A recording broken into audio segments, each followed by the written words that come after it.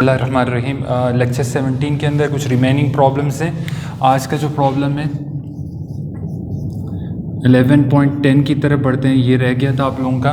इसमें ये कहा जा रहा है कि एक हीट इंजन है जो दो डिफरेंट रिजर्वायर्स के ऊपर ऑपरेट हो रहा है।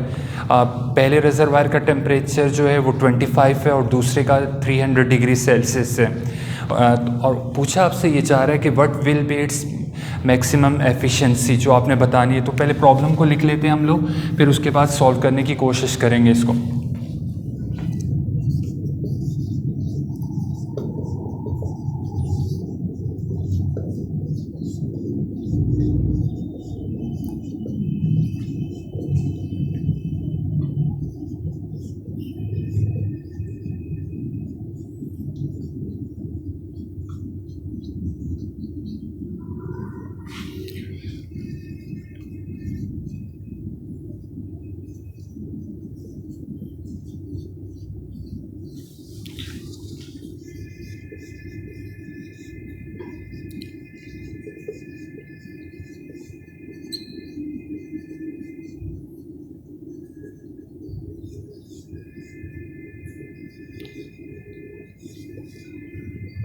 ओके, कह रहा है heat engine operates at different reservoirs at 25 degree Celsius and 300 degree Celsius. What will be its maximum efficiency.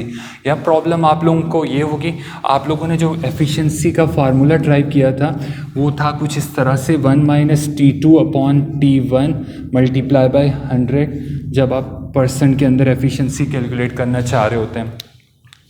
तो प्रॉब्लम ये कि 25 डिग्री सेंटीग्रेड को आप T1 रखेंगे या T2 रखेंगे। तो ये थोड़ा सा कॉम्प्लिकेटेड चीज़ है जो इसमें आपने मिस्टेक नहीं करनी। तो जब भी देखें आप हीट इंजन डिज़ाइन कर रहे होते हैं, उसका जो ब्लॉक डायग्राम है आपके पास वो क्या है, तो आपका ये जो अपर रिजर्वायर होता है ये आपका क्या कहलाता है, सोर्स कहला रहा होता है या हॉट रिजर्वायर कहला रहा होता है। जबकि लोअर जो पार्ट होता है वो आपका सिंक कहला रहा होता है या कोल्ड रिजर्वायर कहला रहा होता है। और हमेशा हॉट रिजर्वायर का जो टेम्परेचर होता है वो T1 होता है, इसकी वैल्यू हमेशा क्या होगी, ग्रेटर होगी। तो इस केस के अंदर 25 या 300 में जो ग्रेटर वैल्यू है वो 300 है, तो आप टेम्परेचर 300 डिग्री सेल्सियस को क्या करेंगे, T1 कंसीडर करेंगे। सेकेंड थिंग, आपका लोअर जो सिंक है उसका टेम्परेचर T2 डिनोट करेंगे, और लोअर टेम्परेचर इस केस के अंदर, इस प्रॉब्लम के अंदर जो है वो 25 डिग्री सेल्सियस है, तो आप इसको T2 से डिनोट कर लें। तो अब डाटा बना लेते हैं इसका। सबसे पहले डाटा के अंदर सबसे पहले जो चीज़ गिवन है आपको, लोअर टेम्परेचर रिजर्वायर गिवन है, मींस T2 गिवन है, दैट इज़ 25 डिग्री सेल्सियस। तो सबसे पहले सेल्सियस को आपने क्या करना है, केल्विन के अंदर कन्वर्ट करना है। 25 डिग्री सेल्सियस में केल्विन में कन्वर्ट करने के लिए हमेशा आप 273 ऐड करेंगे, तो ये वैल्यू हो जाएगी आपके पास 298 केल्विन। उसके बाद जो T1 300 डिग्री सेल्सियस है, क्योंकि ग्रेटर वैल्यू आपके पास, हाई टेम्परेचर रिजर्वायर है ये आपके पास, तो इसको अगेन आप केल्विन में चेंज करें, 273 ऐड करें, तो ये आपके पास हो जाएगा 573 केल्विन। अब कहा क्या जा रहा है, टू फाइंड में आपने मालूम जो करना है उसकी मैक्सिमम एफिशिएंसी कैलकुलेट करनी है। तो सॉल्यूशन के अंदर सबसे पहले हम फार्मूला इसका लिख लेते हैं, efficiency is equal to 1 - T2 upon T1 multiply by 100, और ये परसेंट का साइन आ जाएगा आपके पास।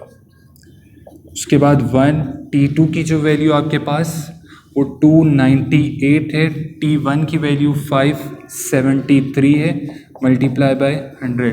अब इनको सॉल्व करते हैं। सबसे पहले हम 298 को 573 पे डिवाइड कर लेते हैं,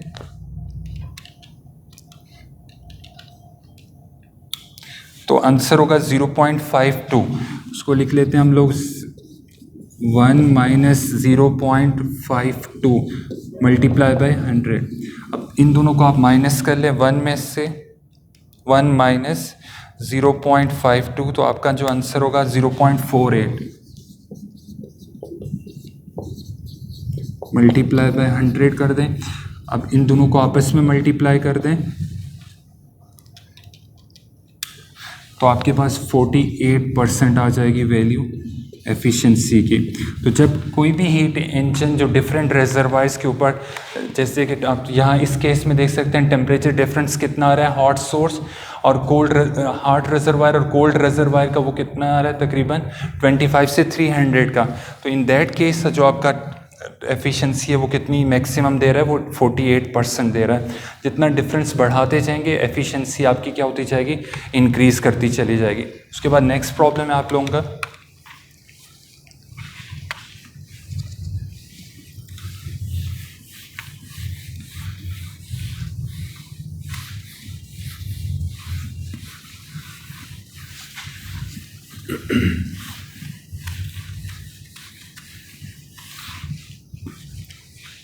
नेक्स्ट प्रॉब्लम के अंदर व्हाट प्रॉब्लम के अंदर आपको कहा जा रहा है कि एक सर्टेन सिस्टम है, आप उसको 400 जूल ऑफ हीट सप्लाई कर रहे हैं और at the same time 150 joule of work is done by the system.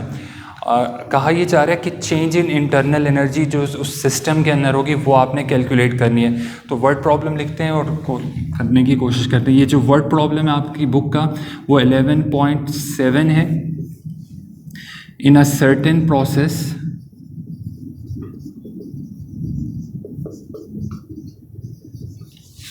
(400 joule of heat is supplied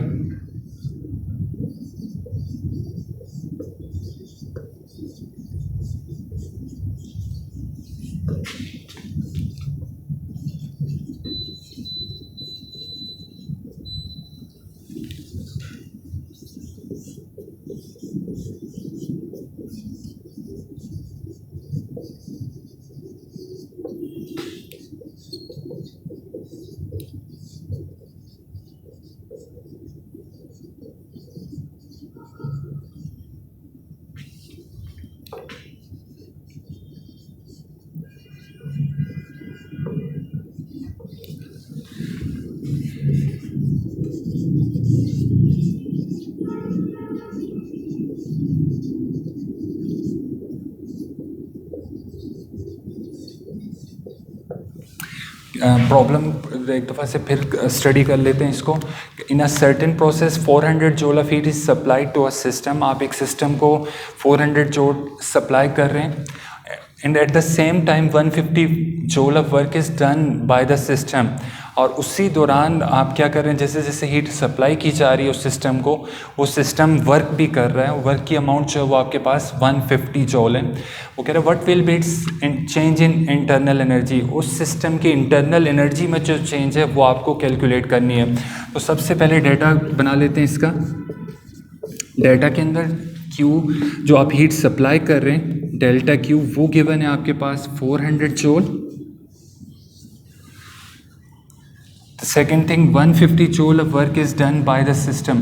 आपका सिस्टम जो काम कर रहा है, वर्क जो हो रहा है, परफॉर्म कर रहा है, वो 150 जूल है। और कैलकुलेट क्या करना है, change in internal energy delta U calculate करना है। तो सॉल्यूशन के अंदर सबसे पहले जब भी किसी सिस्टम को आप हीट सप्लाई करते हैं, according to first law of thermodynamics हमने देखा था कि हमारे पास ये एक सिस्टम है, इसके अंदर कोई भी वर्किंग सब्सटेंस हो सकता है। आप गैस कंसीडर कर सकते हैं, आप कोई भी लिक्विड ले सकते हैं। तो अब यहाँ से एक सोर्स है जो क्या कर रहा है, इस सिस्टम को हीट प्रोवाइड कर रहा है। तो इस हीट को आप डेल्टा Q से डिनोट करेंगे। ये जो डेल्टा Q है 2 डिफरेंट वेज में यूटिलाइज हो रही होती है आपके सिस्टम के अंदर। पहले हीट ये काम करेगी कि आपके सिस्टम के अंदर जो भी चीज़ मौजूद है उसकी इंटरनल एनर्जी को चेंज करेगी। इंटरनल एनर्जी चेंज करने के बाद कुछ ना कुछ इस सिस्टम से या उस वर्किंग सब्सटेंस को यूटिलाइज करके कुछ ना कुछ वर्क करवाएगी। तो मीन्स ये जो डेल्टा Q है आपका 2 हिस्सों के अंदर, 2 पार्ट्स के अंदर क्या होगा, डिवाइड हो जाएगा। कुछ हिस्सा इंटरनल एनर्जी को चेंज करने में यूज़ होगा और कुछ हिस्सा जो इसका वर्क में यूज़ हो जाएगा। राइट, इस केस के अंदर आपने डेल्टा U फाइंड आउट करना है। तो वर्क को आप इक्वेशन के इस जानिब लेके आए, तो delta Q minus W is equal to delta U, यानी कि ये वाली इक्वेशन आप यूज़ करके आप internal change in internal energy of this system calculate कर सकते हैं। तो हम फार्मूला यूज़ कर लेते हैं इसके अंदर। Delta U is equal to delta Q minus W. Delta U is equal to delta Q जो है आपके पास वो 400 है, माइनस डब्ल्यू जो है 150 जूल है। इन दोनों को माइनस करें, आपके पास चेंज इन इंटरनल एनर्जी जो होगी वो 250 जूल आ जाएगी आपके पास। इससे रिलेटेड और बहुत सारे प्रॉब्लम्स आपसे पूछे जा सकते हैं। For example, in a certain process 400 of joule is heat is supplied to a system. यहाँ पे आप हीट सप्लाई कर रहे हैं, हीट प्रोवाइड कर रहे हैं सिस्टम को, तो इन दैट केस आप डेल्टा क्यू क्या लेंगे, पॉजिटिव लेंगे। तो यहाँ पॉजिटिव लें। लेकिन अगर यही क्वेश्चन अगर चेंज करके दे दिया जाए आप लोगों को कि 400 joule of heat is released from the system, कि सिस्टम आपके पास उसमें से 400 जूल ऑफ हीट रिलीज हो रही है, तो इन दैट केस आप डेल्टा क्यू पॉजिटिव के बजाय यहाँ माइनस साइन यूज़ करेंगे। और वन मोर थिंग कि at the same time 150 joule of work is done by the system. जब सिस्टम काम कर रहा होगा तो वर्क आप पॉजिटिव ले रहे होते हैं। लेकिन अगर यहाँ पे आ जाए तो क्वेश्चन आपसे यूँ पूछा जाए कि 150 joule of work is done on the system, अगर तो फिर इन दैट केस आप अगेन वर्क को क्या लेंगे, नेगेटिव लेंगे। What will B change in internal energy, इस केस में तो कुछ भी नहीं है, डेल्टा यू ही फाइंड करना है। तो इन साइंस नोटेशंस का आपने ख़ास ख्याल रखना है जब जिस दौरान वो पूछेगा। तो आज के लेक्चर के लिए इतना ही, इंशाल्लाह बाकी हम नेक्स्ट लेक्चर के अंदर देखेंगे, डिस्कस करेंगे।